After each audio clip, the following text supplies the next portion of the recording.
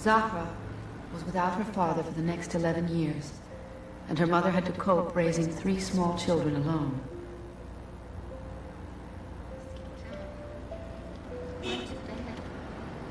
Bernice was virtually a prisoner herself, living under the surveillance of Saddam's secret police. She lived on the support of her in-laws.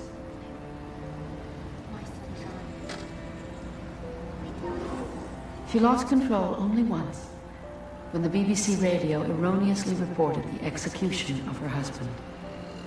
She says it was her faith and her children that saved her. The dumpling, my son John, went to bed with his trousers on. Why? Because he didn't put his pajamas on. One shoe off and one shoe on. The dumpling, my son John. Why? Is anybody go to bed with their trousers on? Yes. Today they travel to Qum, an ancient city 3 hours south of Tehran. Remember when, after this picture, Bahrain stopped the car? When I got married, when I moved to Iraq, my husband, he was my husband. He was also like a friend, a brother, everything to me. Everything. So in that way, terribly lonely. She never spoke as if it was difficult, or she thought it wasn't the right thing, or that she was bothered of what he did. She always spoke of him and of what he did very highly. So remember, as soon as they eased the restrictions, everybody in the prison would come to have his picture taken. 10, 11 years, nobody had seen grass or a tree. For Zahra, it's a matter of keeping her father for her in her mind. For the others, they soon lost their memories of him. Very soon. Miriam was only about 2 and something. Mohammed Ibrahim was 9 months. We had photos. I'd always tell them stories about, remember when we did this, or when you were little, Baba would do this, or this is how he would carry you, this is how he'd pick you up. Tell them about Zahra. As soon as she was old enough, he used to carry her around on his shoulders and do acrobatics with her and this sort of thing, and keep on telling these stories. So thinking about Hussein, thinking about Islam, thinking about the moon, am I making the right decision?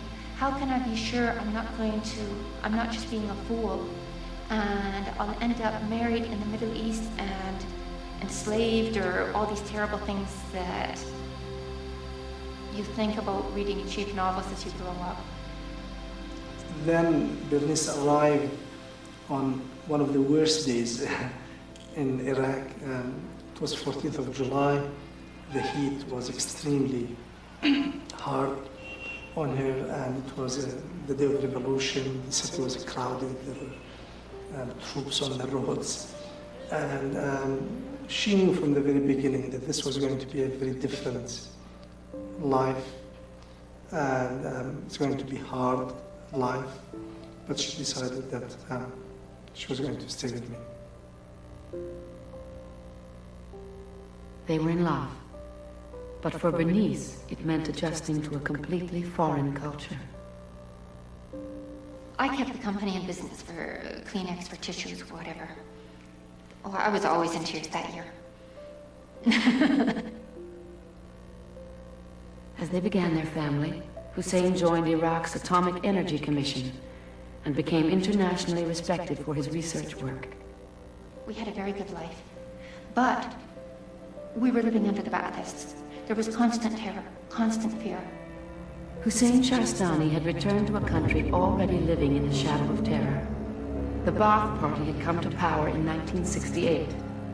6 months later, Liberation Square. The fate of political opponents was a chilling warning to every Iraqi. From the beginning, friends and family told Hussein to take his wife and leave the country. He had studied abroad, he had a specialized knowledge, and he felt he could contribute to his people. At the same time, as soon as he arrived in Iraq, back from Canada, everyone around him told him, his family told him, go. You've come back, you visited your mother, leave, get out now. Okay? When I arrived, people told him, leave. You've got a wife, leave.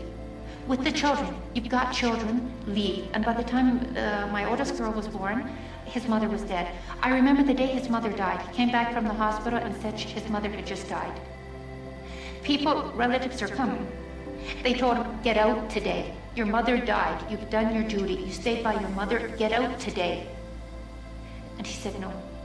He refused. He said, if everybody leaves, what will happen to our country? What will happen to our people? Very immoral, very unethical. And no decent man should put himself in a position to help a madman like Saddam to develop a bomb. As Iraq's top nuclear chemist, Shahrestani's participation in the atomic bomb project was crucial, but he refused. He tried and failed to convince his colleagues to refuse as well. As a final act of defiance, he openly condemned Saddam's human rights record.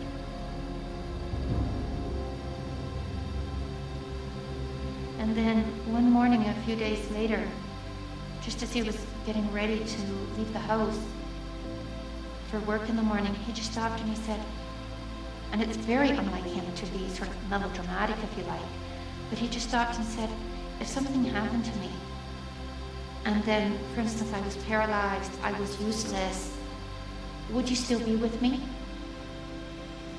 And I said, yes. And he went to work. And then a few days later, he went to work and he never came back. Shahrestani was brutally tortured, but his nuclear expertise kept him alive. A month later, Bernice was taken to see him for the first time.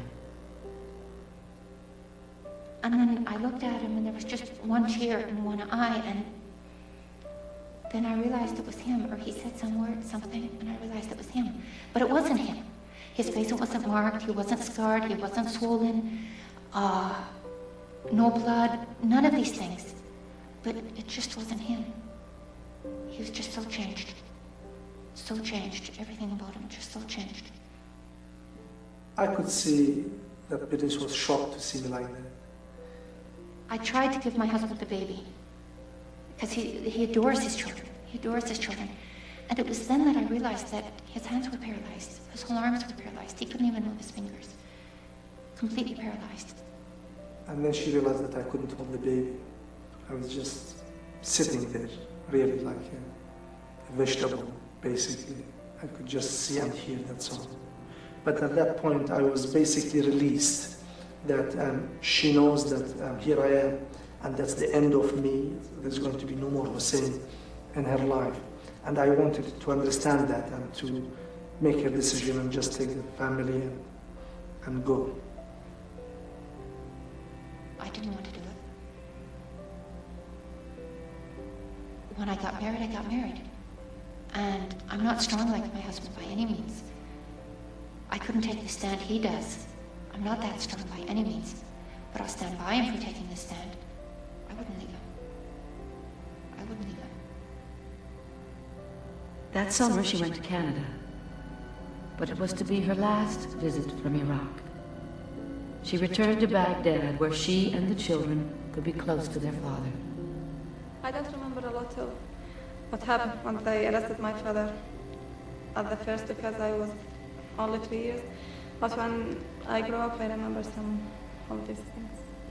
I was 5 when my father was arrested, and I remember everything that happened, how we were talking to the security police and how we went to Carolina.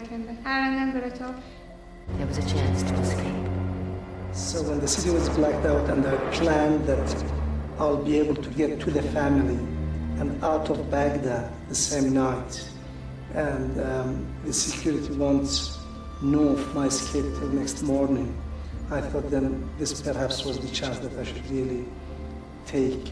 And I knew that my father was escaping, but my mother didn't tell us that. And even when we asked her, she said, no, there's no such thing. But I know that my father was escaping.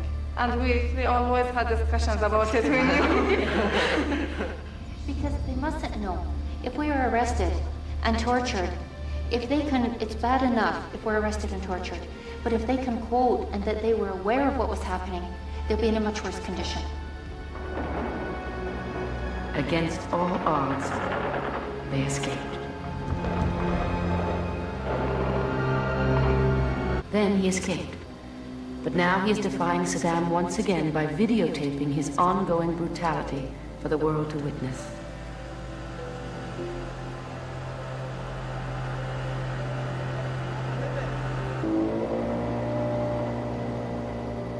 In the southern marshes of Iraq, Saddam is waging a war against his own people. The route we are following now is the last accessible route to these people. If you look closely, their video reveals one of a network of new military roads built inside the marshes. Saddam's tanks can now get in close enough to shell the last survivors.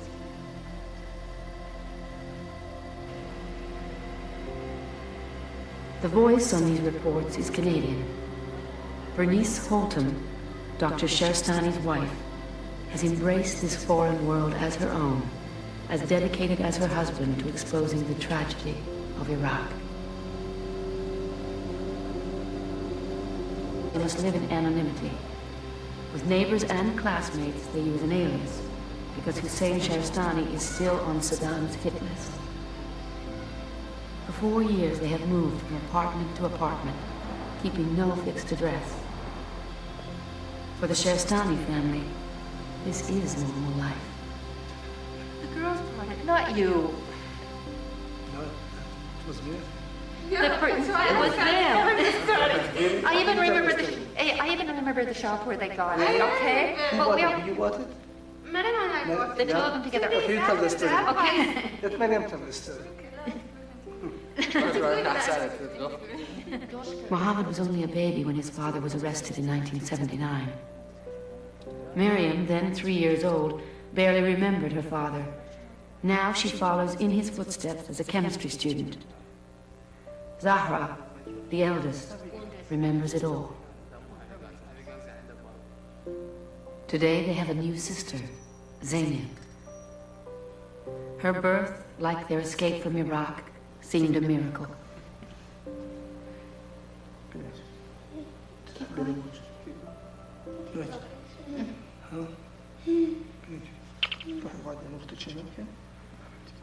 She's quiet. Keep going. You have to draw any more among yourselves to keep together, to keep a family going, and to get your strength, to encourage each other.